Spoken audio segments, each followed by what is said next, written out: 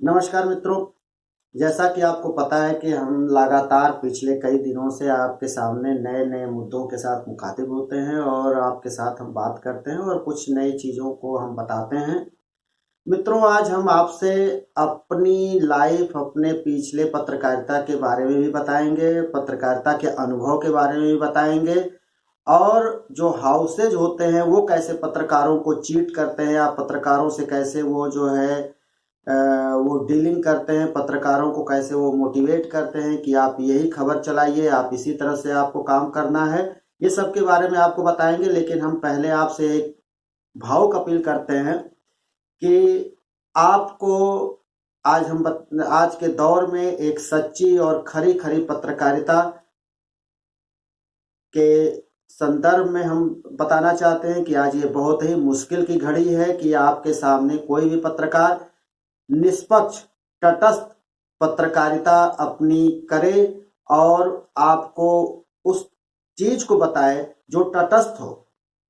जैसे कि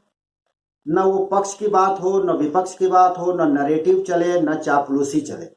ये आज बहुत मुश्किल का समय है अब इस दौर में, और आप जानते हैं कि इस तरह के खरी खरी और सत्य पत्रकारिता करना जो आज के दौर में कठिन हुआ है वो इसलिए भी है कि सच्ची पत्रकारिता को अर्थाभाव है, अर्थ के अभाव में वो पत्रकार आगे नहीं बढ़ पाता है। इसलिए मित्रों,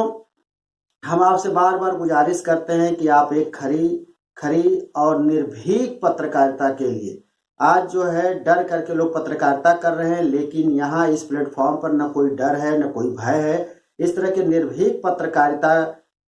के लिए आपको करना क्या है? आपका कुछ भी नहीं लगता, आपका कोई पैसे नहीं लगते हैं, आपको केवल अपनी उंगलियां चलानी है और हमारे इस जो है टीपीटी यानी द पत्रकार टीवी को सिर्फ और सिर्फ लाइक, कमेंट और सब्सक्राइब करना है। इसमें आपका कोई पैसा नहीं लगता है, लेकिन आपके सिर्फ इस कार्य से इस प्लेटफॉर्म को बढ़ावा मिलेगा और आपको खरी खरी और सत्य पत्रकारिता यहाँ पे देखने को, सुनने को मिलेगी। मित्रों, अब हम आते हैं कि कैसे जो है प्रेस हाउसेस खरीदे जाते हैं, कैसे प्रेस हाउसेस काम करते हैं। हम अपने 22 साल के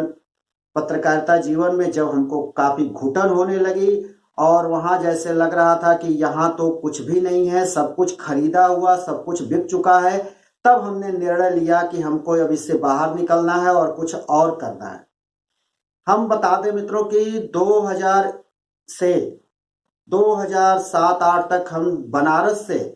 प्रकाशित होने वाला सांध्य दैनिक प्रमुख अखबार गांडीव में मैंने काम किया। उस दौर में जो है दैनिक जागरण भी इसके सामने फीका पड़ता था और लोग इसको जितना पसंद करते थे, जितना लाइक करते थे, जितने लोग इसको पढ़ते थे, शायद उतने दैनिक जागरण के पास भी पाठक नहीं हुआ करते थे। कालांतर में कुछ ऐसी स्थितियां आई, फिर उसको हमने जो है छोड़ा और लखनऊ के पायनियर न्यूज हिंदी न्यूज़पेपर को हमने ज्वाइन किया।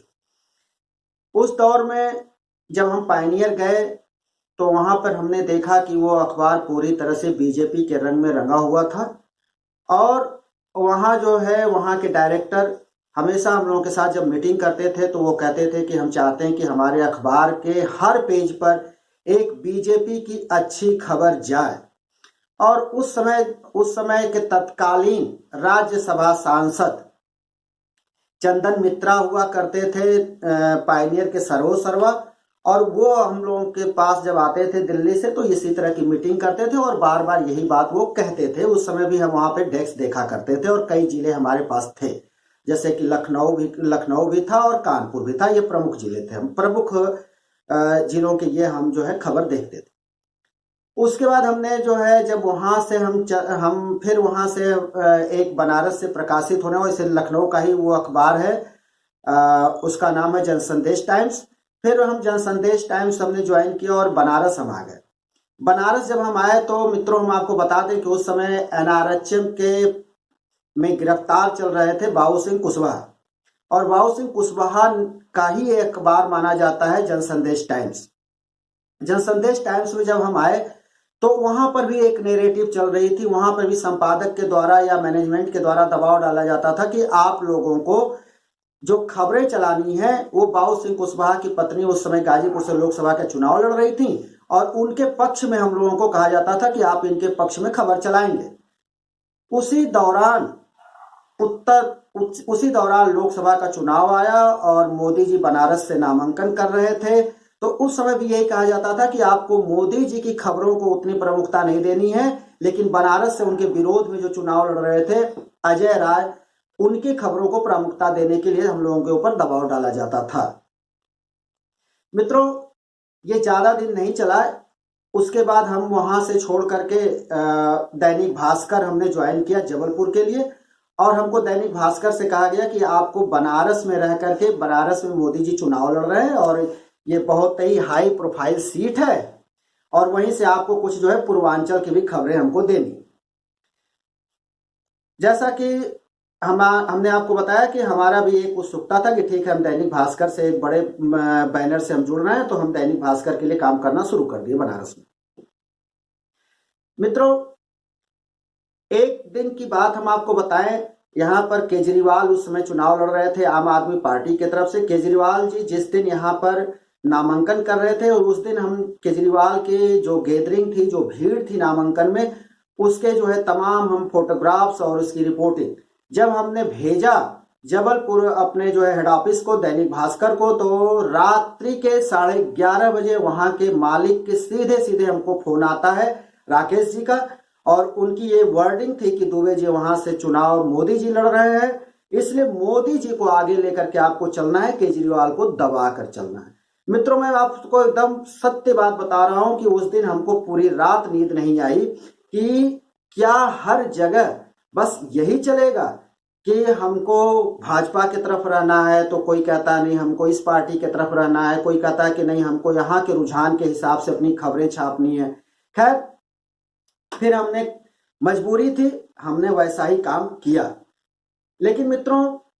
अब हमको अंदर अंदर घुटन होती थी कि आखिर क्या बार बार बिक करके ही काम करना है, और समाज में धीरे धीरे पत्रकारिता का स्तर गिरता जा रहा था। लोग पत्रकारों को गाली दे रहे थे, जैसा कि आज भी आप देखते हैं तमाम पत्रकारों को, तमाम चैनलों को गाली मिलती है, और आप खुद कहते हैं कि ये फलाना, ये जो चैनल है या ये जो पत्रकार है, ये इनके हाथ बिक गया है, ये विपक्ष के हाथ बिक गया है, तो ये जो है गोदी मीडिया हो गया है। तो इसको ही ध्यान में रखते हुए हमने पत्रकारिता जो हम अखबारों की कर रहे थे उसको हमने छोड़ दिया। छोड़ने के बाद हमने मैगजीन लॉन्च किया, जो आज भी वो मैगजीन आती है, उसका नाम है डॉन ऑफ बनारस। उसमें हम निर्भीकता से हम स्टोरी करते हैं, उसके जो भी आप देखेंगे उसमें हर तरह की सामायिक चीजें मिलती हैं, समसामयिक चीजें मिलती हैं। लेकिन मित्रों, हमने देखा कि ये एक जो प्लेटफॉर्म है, जो सोशल मीडिया का प्लेटफॉर्म है, इस पर भी आना जरूरी है, और आपके साथ जुड़ करके एक खरी बात करनी हमारे लिए एक ये आवश्यकता बन गई थी, जिसको लेकर के हम आपसे मुखातिब होते हैं और नए नए मुद्दे आपके सामने लेकर के आते हैं। तो मित्रों, अगर आप इस तरह की पत्रकारिता से जुड़ना चाहते हैं, आप सत्य, ईमानदार और तटस्थ पत्रकारिता को पसंद करते हैं, तो कृपा करके आप हमारे इस चैनल को लाइक करें, इस पर कमेंट करें, सब्सक्राइब करें, बेल आइकॉन को दबाएं, और हम आज से